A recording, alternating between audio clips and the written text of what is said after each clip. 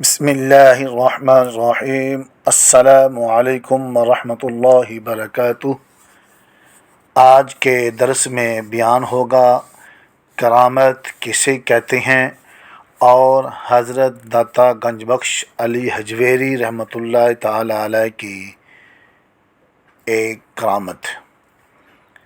کرامت کا لفظ کرم سے ہے، اللہ تعالیٰ کے کرم سے ایسا فعل جو اس کے ولی سے سرزد ہو، جس سے انسانی عقل اور قوت عاجز ہو جائے، کرامت کہلاتا ہے۔ اللہ تعالیٰ کے ولیوں کے سامنے جب باطل قوت آ کر ٹکراتی ہے تو اللہ تعالیٰ اپنے ولیوں کو سچا کرنے کے لیے ان سے ایسی طاقت کا اظہار کرواتا ہے جس سے باطل عاجز ہو جاتا ہے، تو یہ کرامت بن جاتی ہے۔ صوفیہ کے نزدیک اللہ کے بندوں سے کرامت کا سرزد ہونا برحق ہے۔ جس طرح ولایت نبوت کے زیر سایہ ہے، ایسے ہی کرامت بھی معجزہ کے تابع ہے، یعنی ولی کی کرامت نبی کے معجزے کا عکس ہے۔ نبوت معجزے کے اظہار سے اس بات نبوت کا دعویٰ ہے، ولی نبی کے دعوے کی تصدیق کرنے والا ہوتا ہے، یعنی اس کے تابع ہوتا ہے۔ معجزہ کا ظہور پیغمبر سے اور کرامت کا ظہور اللہ کے ولی سے ہوتا ہے۔ صاحب معجزہ شروع میں تصرف پیدا کر سکتا ہے کیونکہ وہ خدا کا نبی ہوتا ہے، اور صاحب کرامت کے لیے اتباع شریعت ضروری ہے کیونکہ ولی کی کرامت شرع کے برعکس نہیں ہوتی بلکہ عین شرع کو حق ثابت کرنے کے لیے ہوتی ہے۔ کرامت اللہ تعالیٰ کی عنایتوں میں سے ہے۔ کرامت اللہ تعالیٰ کی عنایتوں میں سے ہے۔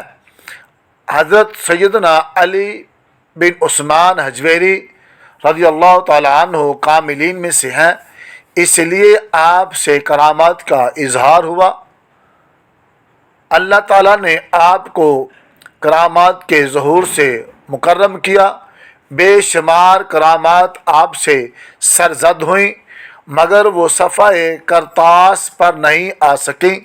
آپ کی کرامتوں میں سے جو تذکروں میں موجود ہیں ان میں سے چند ایک آپ کے سامنے بیان کی جاتی ہے۔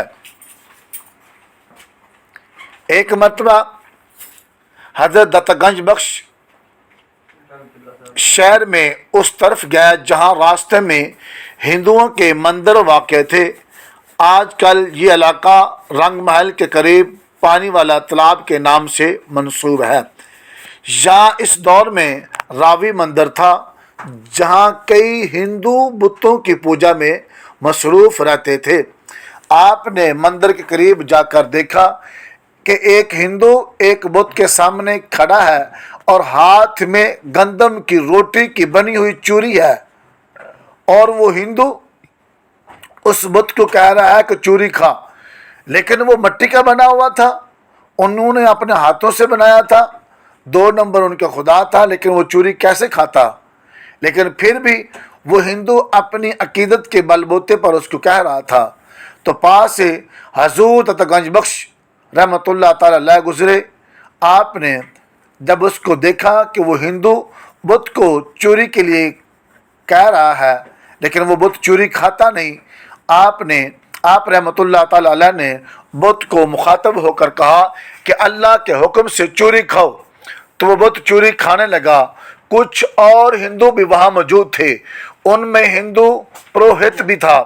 ہندو پروہت کو بڑا دکھ ہوا کہ ہم سے ایسے واقعات نہیں ہوتے، اس لیے ہماری توہین ہوئی ہے، لہذا وہ اس ہندو سے ناراض ہو گیا جس کے ہاتھ میں چوری تھی۔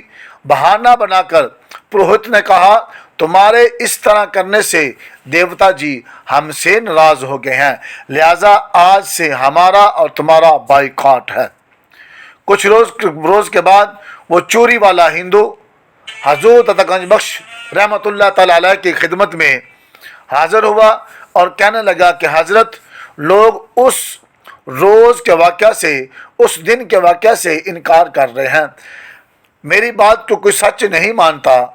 حضرت گنج بخش رحمۃ اللہ تعالی علیہ نے فرمایا، تم اپنے رشتہ داروں اور دیگر احباب کو اکٹھا کر لو اور اللہ کی طاقت دیکھ لو۔ دن مقرر پر لوگ اور اس کے رشتہ دار دوست احباب جمع ہو گئے۔ جب مجمع جمع ہو گیا، حضرت گنج بخش رحمۃ اللہ تعالی علیہ تشریف لے گئے۔ آپ نے پھر بدھ کو حکم دیا کہ چوری کھاؤ، تو وہ چوری کھانے لگا۔ ہندو لوگ یہ واقعہ دیکھ کر حیرت زدہ ہوئے، تو آپ نے لوگوں سے کہا کہ اللہ ہر کام کرنے کی طاقت رکھتا ہے، لہذا تم ان بے جان بتوں کی پوجا سے توبہ کر لو اور اللہ کے سچے دین میں آ جاؤ۔ تو آپ کی اس توجہ سے، اس کرامت سے بے شمار لوگ کلمہ پڑھ کر مسلمان ہو گئے۔ یہ واقعہ پہلے لوگوں میں سینہ بسینہ تھا، لیکن کچھ عرصہ سے لوگوں نے کتابوں میں نقل کر دیا ہے۔ نگاہ ولی میں وہ تاثیر دیکھی، بدلتی ہزاروں کی تقدیر دیکھی۔ اللہ رب العالمین کی بارگاہ میں دعا ہے کہ ہمیں اولیاء اللہ سے محبت کرنے کی توفیق عطا فرمائے۔ وما علینا الا البلاغ۔